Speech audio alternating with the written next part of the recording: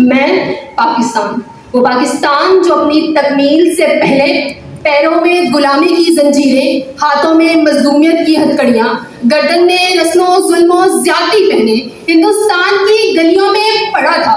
یہ بات ہے 19 کی دہائی کی کہ ابھی پاکستان معرض وجود میں آیا نہ تھا، کہ ابھی مسلمانوں کو آزادی ملی نہ تھی، کہ ہر جانب رسم و ظلم و زیادتی کا سما، تو کہیں جنازے اٹھائے ہوئے لاشیں وہاں۔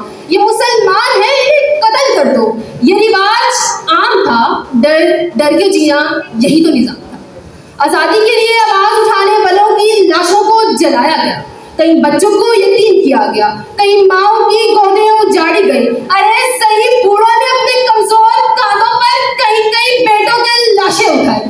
صدر علی وقار کہ اب ایسے میں تاریخ تکتی تھی راہ ایک ایسے شخص کی جو ان کو انصاف دلائے گا، ان ظالم جابر جھوٹے لوگوں سے ان کو نجات دلائے گا۔ کیسے میں چراغے امید بشر نے رخ مغرب دیکھا اور مشرق سے ایک ایسا سورج طلوع ہوا جو دین محمدی کا سپاہی بن کر نعرہ تکبیر بلند کر کے ظلم کی زنجیروں کو کاٹنے آیا، پیغام آزادی دینے آیا۔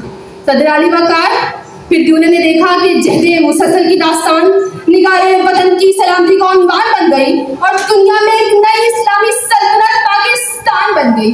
وہ کہتے ہیں نا کہ ظلم پھر ظلم ہے، بڑھتا ہے تو مٹ جاتا ہے، خون پھر خون ہے، ٹپکے گا تو جم جائے گا۔ صدر علی وقار 27 رمضان مبارک کو امت محمدی کو قرآن کا تحفہ دینے والے پروردگار نے 27 رمضان المبارک کی رات امت محمدی کو قرآن پاکستان کا تحفہ عطا کر دیا کہ اقبال کے خواب کو پورا کیے ہوئے مسلمان کھڑے ہیں قربانیاں دیے ہوئے۔ ایک قائد تو نے کر دکھایا کام وہ جس سے ذرہ ہے آفتاب کو حیران کیے ہوئے، ذرہ ہے آفتاب کو حیران کیے ہوئے۔ صدر علی وقار جب اس ذرے آفتاب کو حیران کرنے نکلے تو بدر کے میدان میں 313، کربلا کے میدان میں 72، پاک فضائیہ کے راشد منہاس ہوئے، پھر فوج کے میجر اسحاق، پارا چنار کے اعتراض الحسن ہوئے، پھر آرمی پبلک اسکول کی طاہرہ قاضی۔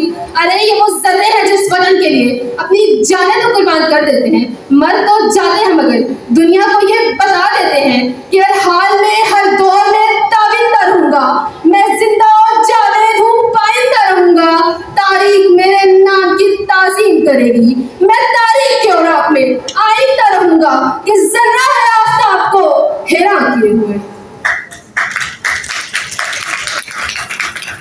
صدر علی وقار میری آنکھوں کے سامنے شہید مقبول حسین ہیں کہ جن کی زبان کاٹ دی جاتی ہے، ان کے ناخن چیر دیے جاتے ہیں، انہیں پاکستان مرد آباد کہنے پر مجبور کیا جاتا ہے۔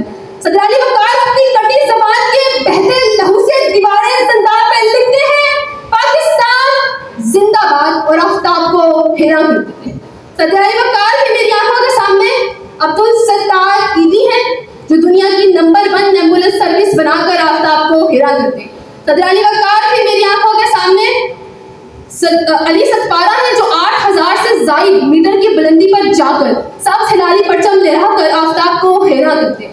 صدر علی وقار تاریخ گواہ ہے کہ جب ہم نے اپنی تہذیب کو تھامے رکھا تو ہم بلندیوں پر پہنچے، ہم نے اپنے سنسار کو اونچا رکھا تو ہم کیسر و کسرا کے ایوانوں کو ایمانی طاقت سے لرزانے والے، ہم فتح مکہ کے موقع پر اہم مدعا سنانے والے، ہم پہلے ظلمات میں گھوڑے دوڑانے والے، ہم سومنات کے بتوں کو قدموں میں گرانے والے، ہم ذرے ہیں آفتاب کو حیران کیے ہوئے، ہم ذرے ہیں آفتاب کو حیران کیے ہوئے۔ میں اپنی تقریر اسی لائن سے اختتام کرنا پسند کروں گی کہ اب تو حد سے بھی آگے وہ بڑھنے لگے، اب تو حد سے بھی آگے وہ بڑھنے لگے، وہ سیاست شہیدوں پہ کرنے لگے۔